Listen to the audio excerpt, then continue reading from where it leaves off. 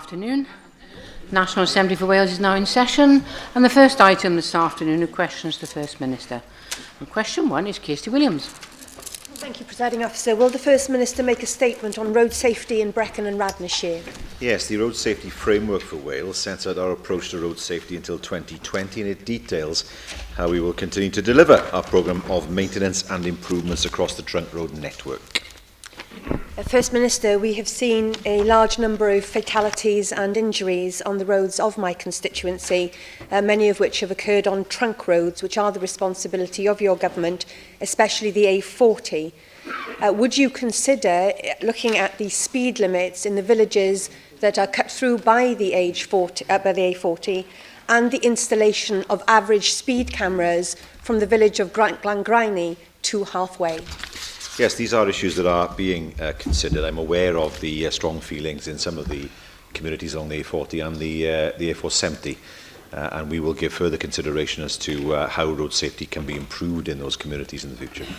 Josh Watson. Diolch Llywyd. First Minister, the community of Llanspydydd is one of Powys villages that has been campaigning for that reduced speed.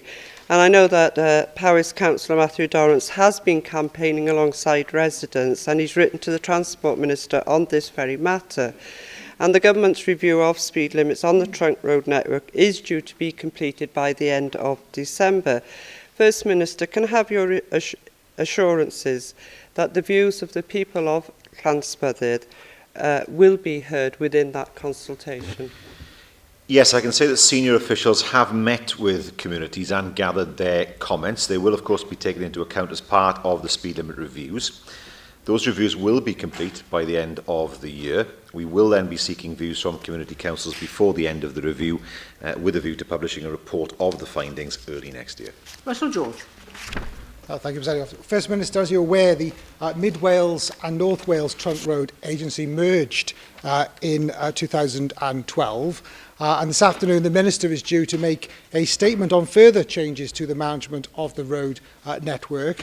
As the roads in Mid Wales are widely regarded as the most dangerous roads in Wales, can you provide assurances that to me and my constituents that any new management and delivery arrangements will prioritise the needs of Mid Wales in regards to road safety? I see no evidence to suggest that somehow the roads in Mid Wales are the most dangerous in the way that he has described. I'm aware, of course, of the European Road Assessment Programme. I'm aware of what's been said in that, but there is no data to back up the claims made in that programme. I'm also aware that Scotland has withdrawn from Euro-RAP. So to say that the roads are the most dangerous in Britain clearly is wrong, because Scotland isn't part of the process in any event. That said, of course, the member will be aware of improvements that have been made in this constituency, the Frocosses bypass, and of course the Llanduddy Bends, which, now I've said that, I forget whether the Llanduddy Bends are actually in Montgomery or Ceredigion. They're in Ceredigion, there we are, Derby Junction Station, I should know better than that, but it is nevertheless on the way to Montgomery. And those bends, of course, were particularly difficult for drivers, and it's an example, of course, of developing better connectivity between the north and the south. Simon Thomas. Diolch Llywyd. Wel, beth bynnag eich chi newydd i ddweud, Prif Weinidog, mae'r A44 rhwng Llangurig ac Aberystwyth wedi dynodi y hewl dan hewl mwyaf peryglus yng Nghymru. Mae'r hewl yna a gau yn aml iawn oherwydd yn ddiweddar y wythnos diwethaf dros nos oherwydd bod lori wedi adael y hewl. Mae Cyngor Sir Ceredigion wedi galw am mwy o nwyddau i gael eu cludo ar y feilffordd mwyn cael llai o loris ar y A44 yn ywedig o Llangurig ymlaen. Fydde hwnna'n galwad byddwch chi'n ei gefnogi o gofio bod network weir ei hunan yn disgwyl gweld cynnydd o draian yn y nifer o nwyddau sy'n cael eu cludo ar feilffordd? Byddem, rhaid fi weid, ac wrth gwrs, mae hwn yn rhywbeth sy'n cael ei ystyried ar hyn o bryd gan swyddogion a hefyd cyrff sydd yn ystyried fel i gael nwyddau ar y rheilffordd unwaith eto. Mae hwn yn rhywbeth sydd wedi cael ei ystyried yn y gogledd yn enwedig. Mi oedd yna amser, wrth gwrs, lle oedd cod yn cael ei glido yn weddol o ddiweddar o Aberystwyth. A wrth gwrs, dwi'n gwrs mae hwnna wedi parhau, ond yn amlwg mae fe'n bosib wrth gwrs i'r rheilffordd ei hunan i gymryd mwy o nwyddau trwm, ond wrth gwrs mae'n ystyried yn gynta yr effaith ynglyn â newidiadau a gwelliannau ynglyn â'r gwasanaeth i deithwyr cyn wrth gwrs ystyried pa fath o effaith ydyn nhw'n cael ar gludiant o nwyddau. Question 2, Mohammed Asghar. Thank you, Madam Presiding Officer. What action will the Welsh Government take to improve the adoption service in Wales in the next 12 months, please? Well, the National Adoption Service was launched on the 5th of November. That will be delivered by local government with a performance management framework focused on outcomes for children, and we will use powers of direction to ensure robust arrangements are in place. Thank you very much for the reply, Minister. The UK Government at Westminster has made £19 million for support fund for adoptive parents in England from next year. Concerns have been expressed that potential adopters in Wales may be attracted by this support to detriment of adoption services in Wales. What action will the Welsh Government take alongside the new National Adoption Service for Wales to improve post-adoption services in Wales? Well, this is an important issue, of course, and one of the points I made at the launch last week was the need to continue to put in place support for adopters through all stages of adoption, not just in the initial stages, and up to 10 or 12 years beyond. And this is certainly something that we are keen to work on with those third sector organisations who are in the field to make sure that level of support is available so that adoptions don't break down, for example, 10 years sometimes after the adoption's taken place. Julie Morgan. Thank you, Presiding Officer. It's been reported today that the number of children being put up for adoption in England has dropped drastically since a High Court judgment about 12 months ago. And I wondered if there was any similar drop in the numbers of children being put forward for adoption in Wales.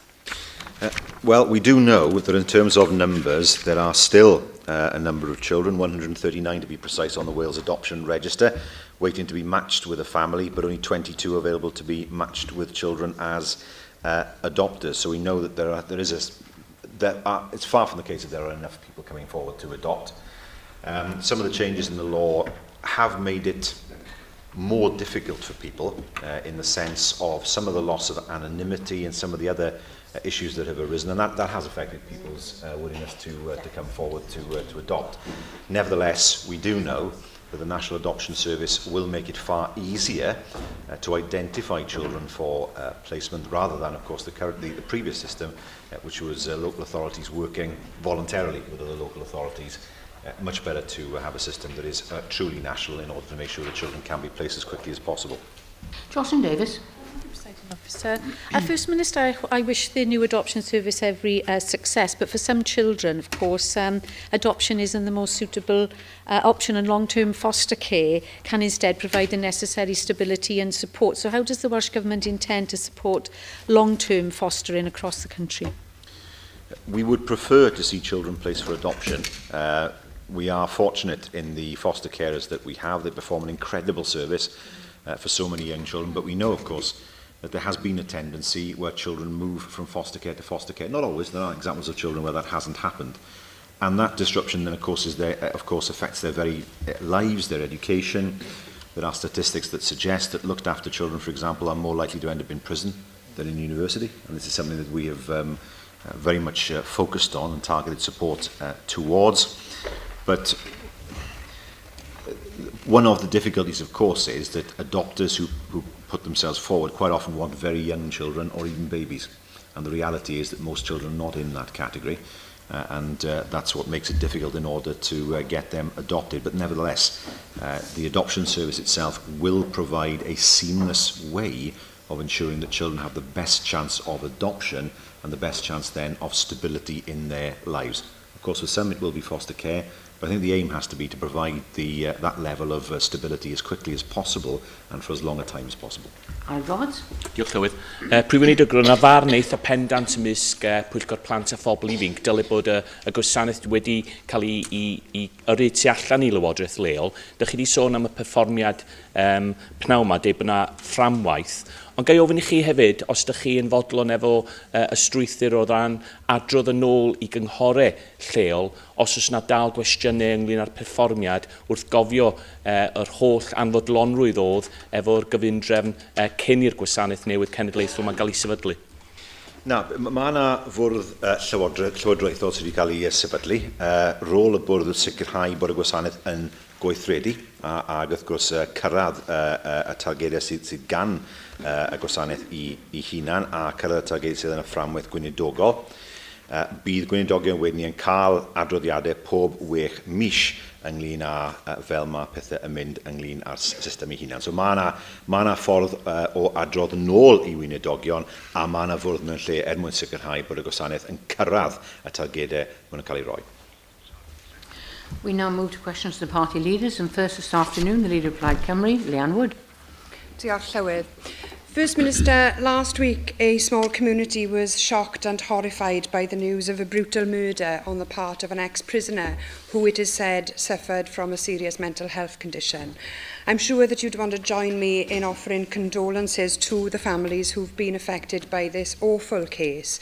And whilst the exact details of the case remain uncertain and we await the serious case review, we do know that the provision of mental health services is insufficient or inadequate in Wales today.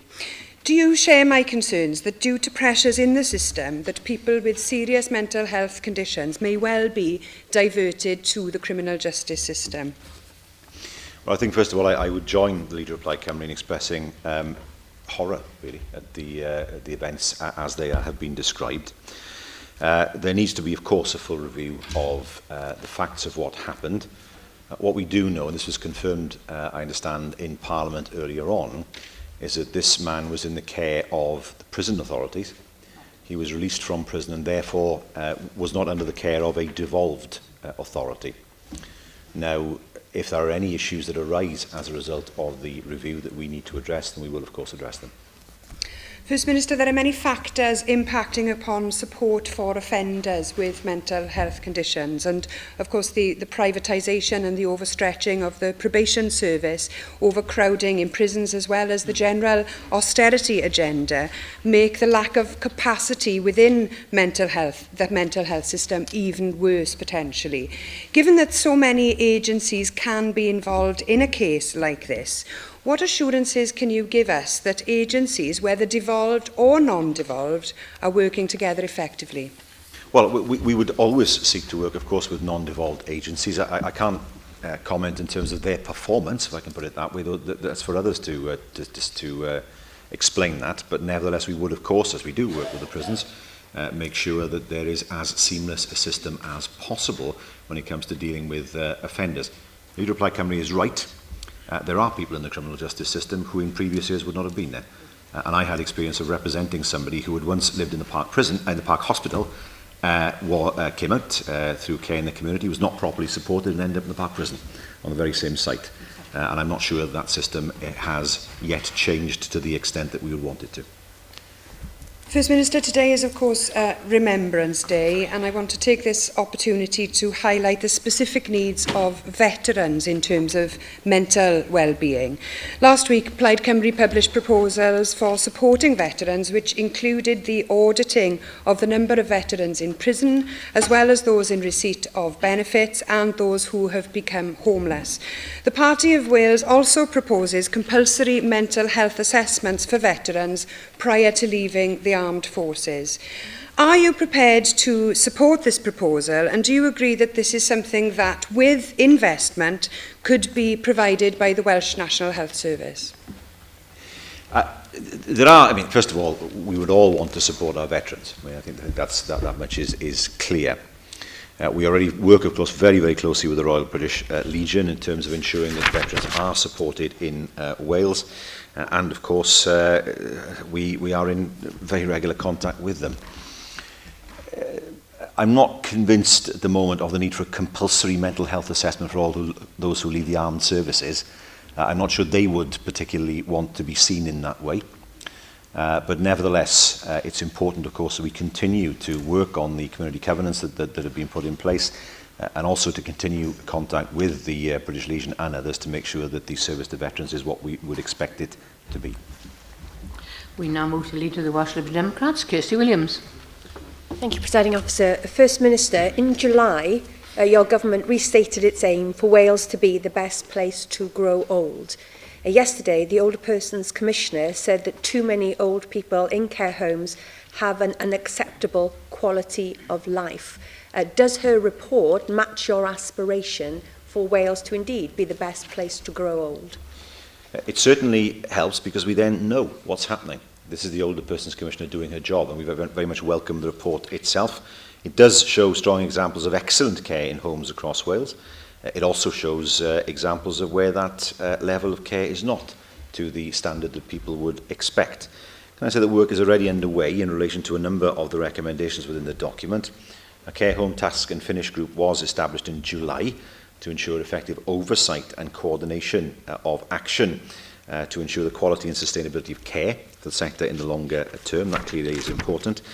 We have, of course, the white paper as well, which last year set out our proposals to strengthen the regulation and inspection of social services. And many of the areas of improvement set out by the Older People's Commissioner are indeed contained within those reforms that we'll be introducing through the draft bill that will be put to the National Assembly the next few months.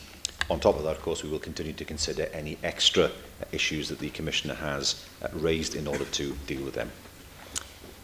Over 6 years have passed since you enacted legislation to establish the post of the Commissioner, and the government did enshrine the UN principles for older people in law.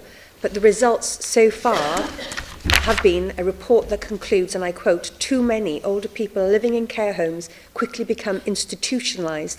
Their personal identity and individuality rapidly diminishes, and they have a lack of choice and control over their lives." Whilst I appreciate that a task and finish group has been set up, when do you envisage an Older Persons Commissioner for Wales being able to report on a care home service that actually empowers older people and give them the quality of life that we would all expect for ourselves and our relatives? I think we're on the way to that. I think what the report demonstrates is that things have improved over the years. I know that 100 homes obviously were visited across Wales. The emphasis was, of course, on raising quality and expectations and not about serious failures in safeguarding. We are now moving beyond trying to get a system with minimum standards to a system where we expect those standards to be exceeded.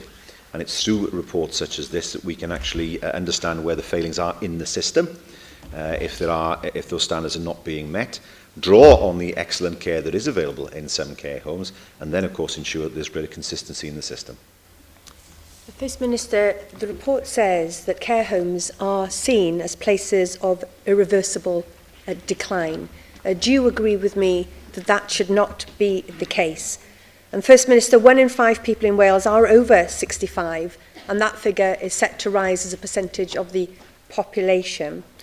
When do you envisage a situation where people will see entry into a care home as a positive choice rather than what is often perceived as a negative choice, and one that many older people are simply fearful of? I entirely agree that that is the perception amongst older people and indeed some of their families. And then you see families, of course, who are reluctant to see a relative go into a care home. And that, of course, places great burden sometimes on those families. In terms of how we remove that stigma, one way of doing it, of course, is to see the continued rollout of extra care facilities. At one time, it was assumed people either stayed at home or they went into a home, as people put it. The extra care facilities are fantastic in terms of being able to give people the independence that they want, but yet have the support that they also require. And I know members will have visited some of the facilities, and they are absolutely wonderful. As we see the estate, as it were, change over the next 5, 10, 15 years, I think we will then see a breakdown of that stigma that suggests that going into a care home is simply a path to an irreversible and inevitable decline. And now Leader of the Opposition, Andrew R.G. Davies. Thank you, Presiding Officer. First Minister, could I join you and the Leader of Plaid Cymru in the sentiments that you expressed about the horrific events in Argoed last week? The older you get, you do think you've heard it all, but all of a sudden you see things like this come out, and they truly horrific. The explanations and the reports that have come out from that community, and our thoughts and prayers are with everyone who is connected with that tragedy. Could I ask you, First Minister, I appreciate it's not your government that has commissioned this this report by the Ministry of Justice, which is going to be under the scope of the Serious Further Offences Review. Will there be any role for the Welsh Government, in particular in light of the evidence that has come forward that does show that, in particular in the field of mental health, there has been an issue around the service provision of mental health services in the community? We will always seek to work with the UK Government when it comes to the treatment and rehabilitation of offenders. We will also, of course, seek to influence what is a non-devolved area. And it's important, of course, that where offenders leave prison, that there is sufficient signposting and guidance for them to leave the non-devolved part of their care and move on to the devolved part of their care. For them, it doesn't matter, of course, but it's important that the system is as seamless as it can be. Thank you for that answer, First Minister. Most of all, I was trying to look and maybe draw on some of your legal experience, if you'd forgive me, whether that, under the formal way that this review would be undertaken, is there a mechanism for the medical aspects of this particular case to be considered? Because the evidence that has come forward does seem to indicate that within the prison environment, the offender's schizophrenia, which was diagnosed at the age of 16, was managed and the necessary treatment was in place. Regrettably, once the offender stepped outside that prison environment and into the community, obviously that's where the treatment seems to have fallen down. And I understand that on both events, if you like, within the prison and outside the prison, it is commissioned from the Welsh Health Service, and I visited Park Prison some 2 weeks ago, and I have to commend the excellent work that goes on at Park Prison and the support that they do offer in these particular instances. I'm no longer insured to give legal advice, so I'm sure the Leader of the Opposition will forgive me for that, but he raises a serious point, and that is, how can we be sure that those people who behave in a certain way in a certain environment are helped not to behave in a different way when they leave that environment? It's in the nature of, and I don't want to talk about the specific case, I think there needs to be a full investigation of the case before we can make a judgment on it, but with many illnesses, people can manage those illnesses in terms of their environment. With other illnesses, of course, it's important that people take medication. If they, for some reason, don't take that medication, they will relapse. And it's in the nature of some psychiatric conditions that people don't think they're ill, so they don't take the medication. And we saw that with care in the community, particularly in the early 1990s, where that happened quite often. In terms of the tragic and appalling events that members have made reference to, I think it's best to see what the results of the review actually present. If there are ways in which there can be improvements in perhaps what could be described as a handover, then clearly we will look at that.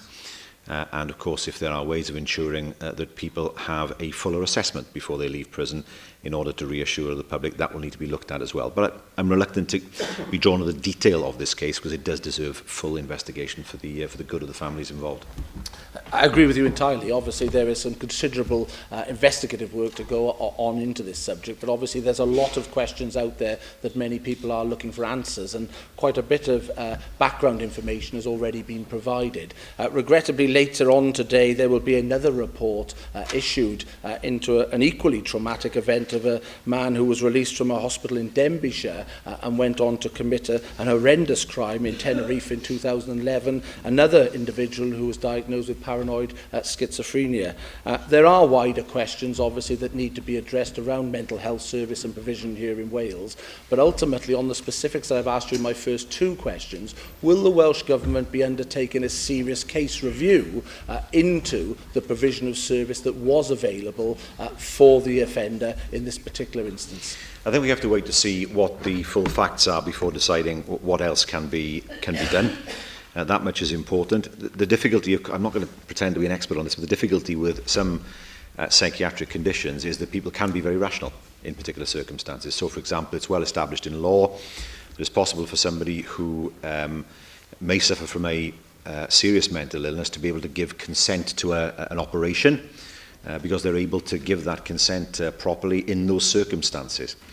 It's quite often the case that somebody has a particular condition that doesn't manifest itself in all circumstances, and they can appear quite rational at times, whereas at other times they aren't. I think what we need to do is to wait to see what the full facts are surrounding this particular case. We, of course, will seek to find out what more we can do, if there are lessons there for us.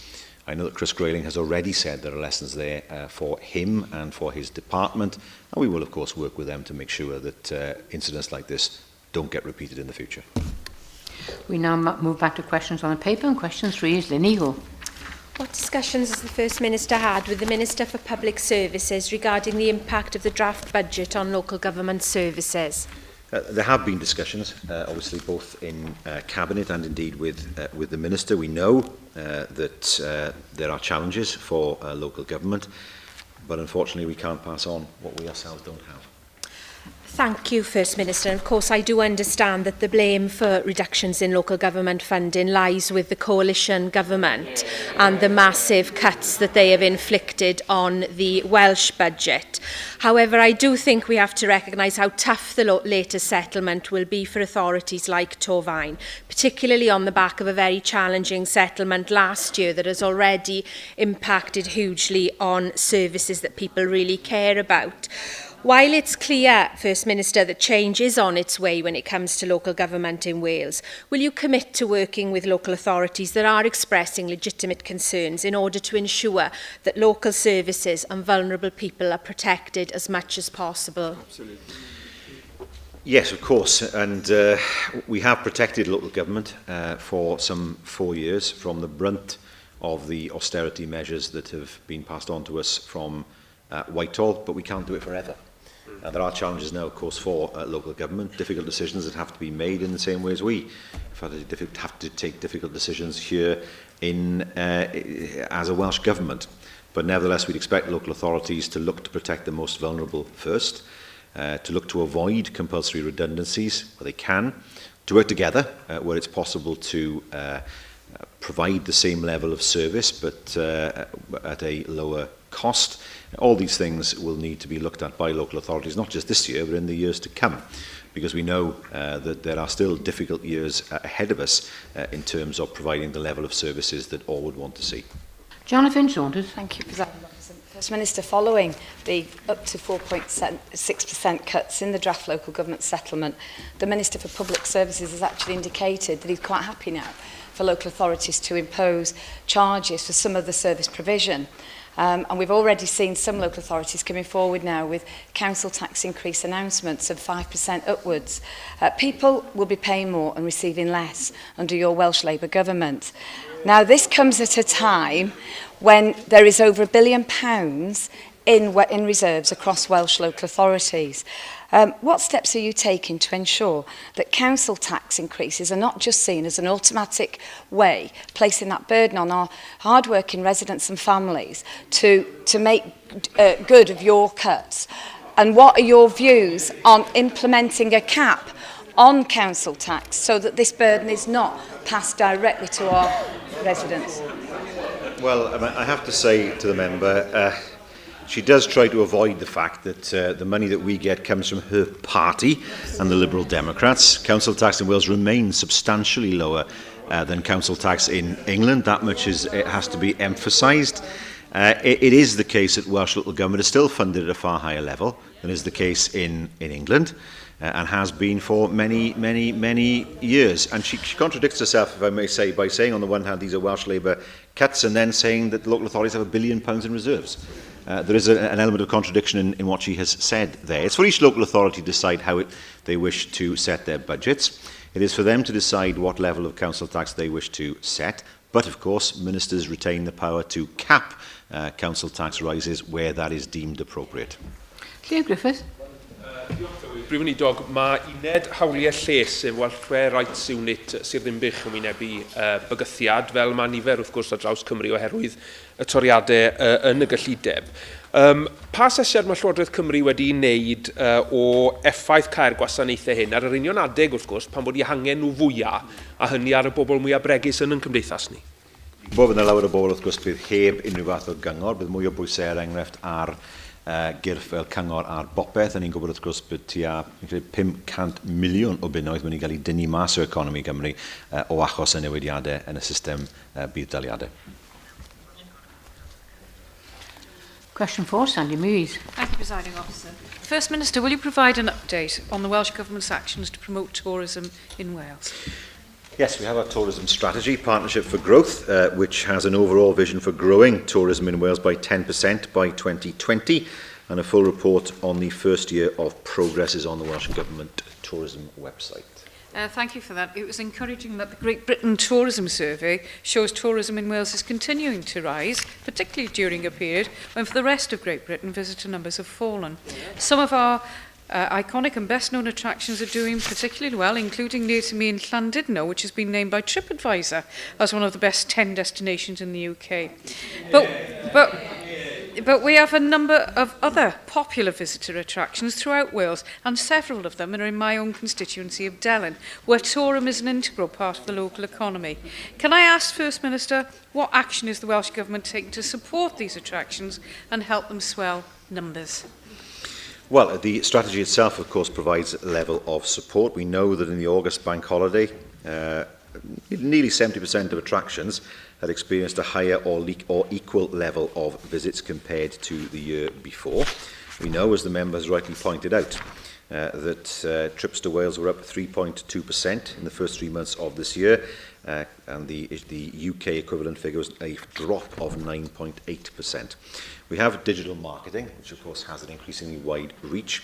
We also undertake social media activity, over 450,000 followers on Facebook and on Twitter. And we also target marketing investment on key markets, such as, for example, Ireland, Germany and the USA. The figures that we have seen so far give us great cause for optimism in the course of this year. And of course, we couldn't have a more public endorsement than that of the President of the USA, Barack Obama, when he encouraged Americans to visit Wales as well. Susie Davis. Llywydd, First Minister, you're right, we've had a glorious summer and overall visitor numbers are up. That coincides with a new Welsh Government advertising strategy, of course, but are you able to say which tools you use to identify how much of that growth is directly due to the strategy and how much of that might be due to other factors, including growth in the economy or activities undertaken by tourism businesses themselves? Well, I think the best evidence of that is the fact that trips to Wales were up 3.2% in the first 3 months of this year, and there was a drop of 9.8% across the UK as a whole. That, to me, is at the very least an indication that the marketing strategy we have employed has been successful at a time of a sadly significant drop in numbers elsewhere in the UK. Alan Fred Jones. Diolch yn fawr. Mae busnesau Caernarfon wedi cael haf llwyddiannus, ac mae gwaith mae cadw wedi wneud ger Muriau'r Castell, mewn ardal sy'n cael ei adnabod fel y South of France, wedi cael croeso mawr, ond mae angen byrded ei hongli yno. Ac mae safle hefyd tu ôl i swyddfa'r Harbwr Feistr ar y cae llechi yn dal angen i datblygu, a mae honno'n safle allweddol gan bod i drws nesaf i'r castell. Newch chi sicrhau bod eich adrannau chi yn manteisio ar bob cyfle i edrych am bosibiliadau i wella'r amgylchedd yn rhe hynafol Caernarfon. Wel, gofynna i'r Gweinidog ysgrifennu atoch chi ynglyn â manylion, ond wrth gwrs mae Caernarfon wedi gweld newidiadau mawr, nid dim ond wrth gwrs am y ffaith o'r castell, ond hefyd wrth gwrs beth sydd wedi digwydd yng Nghai Victoria, a'r datblygiadau sydd wedi cymryd lle fanna, gwesti sydd yna, busnesau sydd yna, a'r ffordd mae hen adeiladu wedi cael i ail ddatblygu mewn ffordd sydd yn gyd daimladwy. So felly, ynglyn â'r eiddoch chi wedi siarad amdano, gofyn felly i'r Gweinidog ysgrifennu atoch chi gyda i sylwadu fe. Question 5, Bethan Jenkins. Will the First Minister make a statement on sports provision across Wales? Yes, sport provision across Wales is provided by a variety of organisations, and we of course work with these organisations to increase participation in sport and to ensure there are continuing opportunities for local sporting activity. Thank you for that answer, First Minister. Quite often you say as ministers that you're unable to answer questions with regards to local authority sporting issues. But on this occasion, you will be aware of the proposition by Cyfarfod Council to close Cymraeg swimming pool. I believe that this has a national significance because not only is it in a situation of relative isolation, there are high levels of diabetes in that area, and it is a facility that does accommodate many people that cannot reach other such sporting facilities. Would you not agree with me and your former colleague, Dr. Brian Gibbons, that making this decision would be detrimental to the community in Cymru and the surrounding areas? And would you seek to discuss this with not only Cyfarfod Council but Celtic Leisure too? Well, these are matters, of course, for the local authority. They will need to consider all factors relating to the swimming pool. There are cost factors, of course, but there are other factors, and the member has made mention of those factors. There are, we understand, discussions that will still need to take place between the local authority and the community. Sport Wales have also asked the Council for the business case on the potential closure, as well as an assessment of the impact on the local community. So there are still areas that will still need to be examined, as they should be, before any final decision is taken. David Rees. The First Minister, as Bethan Jenkins highlighted, the Cymru swimming pool is one of the local authorities, one of the pools under threat by local authorities, because of the cuts coming from the Tory government in Westminster. There's no question about that. But it's an area of deprivation. It's got some of the highest losses because of the welfare reform coming from this government as well. In fact, it's top 3 of the wards and top 10 in Wales being affected by the welfare reform cuts coming from them. So those issues need to be looked at. Will the Welsh Government be looking at ways it can help communities to establish social enterprises? Because it's not just Cymru swimming pools under threat. There are other sporting activities where groups are being asked to actually take on the facilities and responsibilities of the sporting activities. And will you be looking at ways in which we can help those groups develop and support them? Yes, very much so. I think there are opportunities for voluntary organisations to run facilities. I know it happens in other parts of Wales. We wouldn't expect people to look at running facilities without any kind of support. Clearly not. It's a big undertaking. I would encourage the Council and Sport Wales and others to look at alternatives to the closure of the swimming pool, given, of course, the area that it's in, and to work with the local community to see if there are any community solutions that can be found in order to keep the pool open in the future. Mohammed Ashgar. Madam Presiding Officer. First, Mr. The provision of playing fields and swimming pools is vital for the development of sports in Wales. Why, therefore, has the Welsh Government decided not to implement the Localism Act in Wales, which would give communities the right to bid to buy such assets of community value to safeguard the sporting places in future? Well, the Localism Bill is an English bill, and in 2011 the people of Wales decided it was a matter for this Assembly as to what legislation should be passed in the areas that the Assembly had responsibility for. We always, of course, look to see what lessons we can learn from many of the part of the UK, but it's not a question of not implementing the Localism Act. It wasn't a Welsh Act. William Powell. First Minister, one important aspect of sports provision is surely ensuring that the necessary support is in place for those people who can no longer take part in their chosen sport because of disabling injury on the field of play. And it's at that point when organisations such as the WRU Charitable Trust come into their own to support former players, such as one young lady known to me, Gwynafyd RFC former rugby star Francis Bateman, who suffered severe injury 3 years ago on the rugby field. And just last Saturday, she was able to showcase the support that she's received from the Benevolent Trust to His Royal Highness the Duke of Cambridge. In that context, First Minister, what can your government do to promote the development of similar support across other major sports in Wales to alleviate the difficulties suffered by former sportspeople? These are matters primarily for the governing bodies, first of all. But the rugby, of course, has proportionately a higher level of injuries, not as it used to be, but certainly the injuries are not as rare as we would want them to be. I know, for example, that His Royal Highness the Duke of Cambridge is exceptionally interested in the Charitable Trust, and these are issues which he takes a deep interest in when he comes to Cardiff. He meets with those who are being helped by the Trust itself. And I commend the WRU for setting up the Trust, and I think it's important that other sporting bodies consider similar arrangements for themselves in order to help those who, through playing sport, wanted to keep fit, but who have been hit by tragedy on the playing field or in other sporting arenas. Question 6, Elena Parrott. Diolch Llywydd. Will the First Minister make a statement on the Welsh Government transport priorities for the remainder of 2014 and 15? Yes, we'll continue to deliver our programme of schemes and initiatives to improve transport provision across Wales, and we will also publish the new draft National Transport Plan for consultation before Christmas.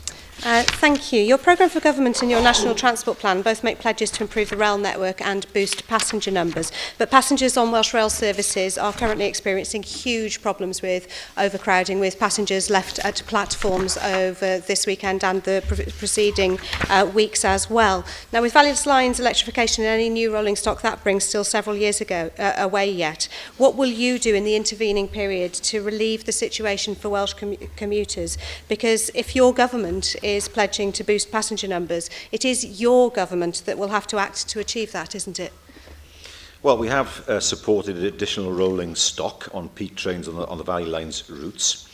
We have provided trains for new services and extra capacity, of course, on the north-south route.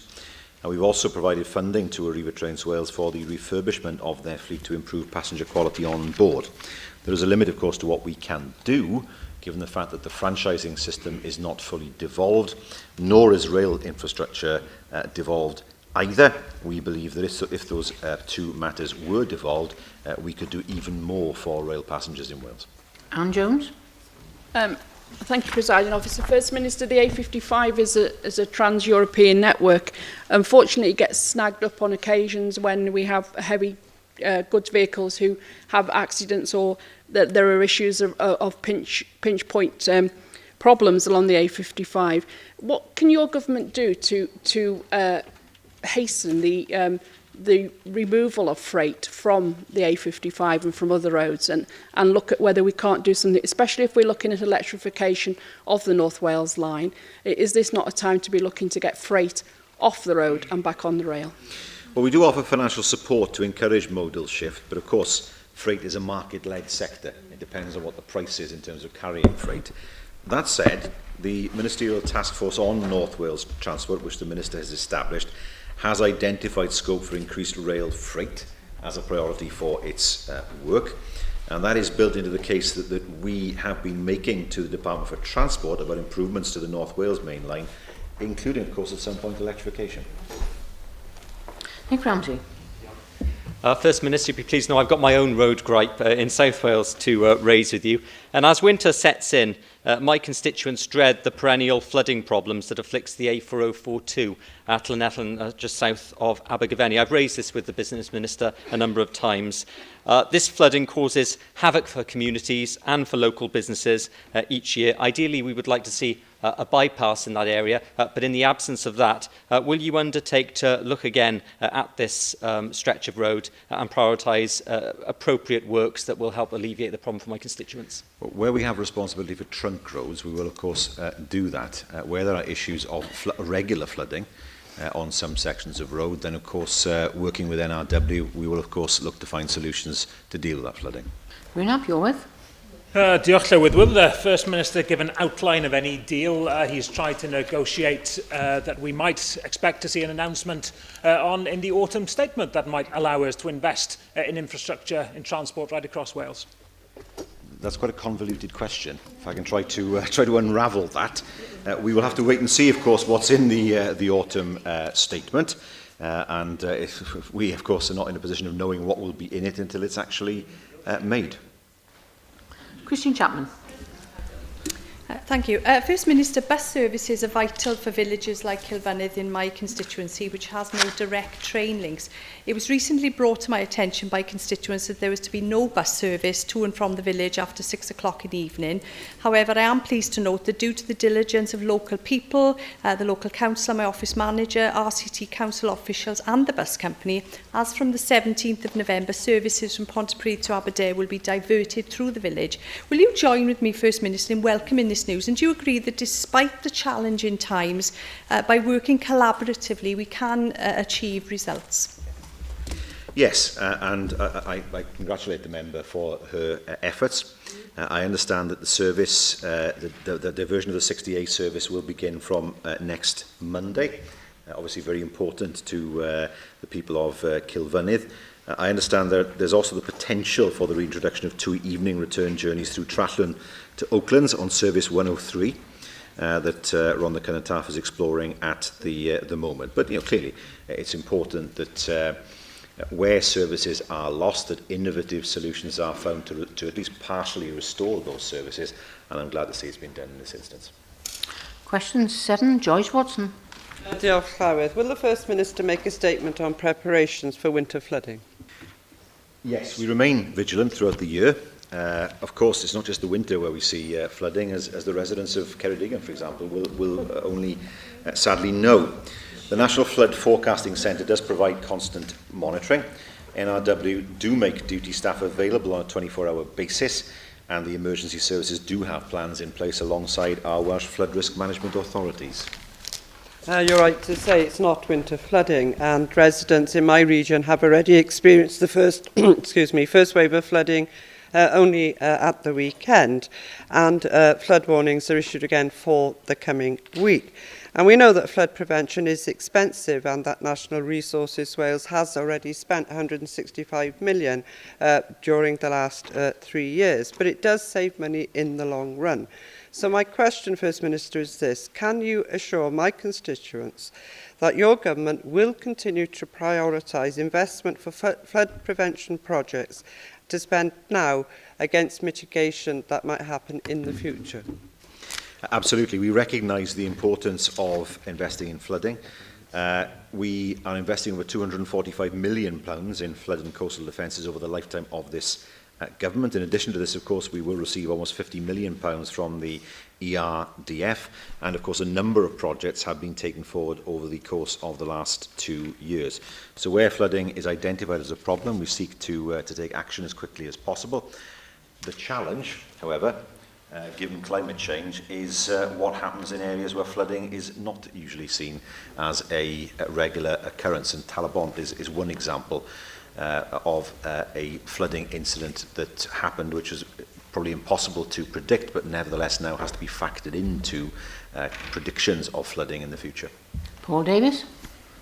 Diolch Llywydd. Prif Weinidog, yn sgil beth sydd wedi digwydd yn y diwrnodau diwethaf, lle ni wedi gweld nifer o lifogydd yn enwedig yn fy etholaeth i. Pa gymorth ychwanegol i chi fel Llywodraeth wedi roi i awdurdodau fel Sir Benfro? Wel, wrth gwrs, ni wedi...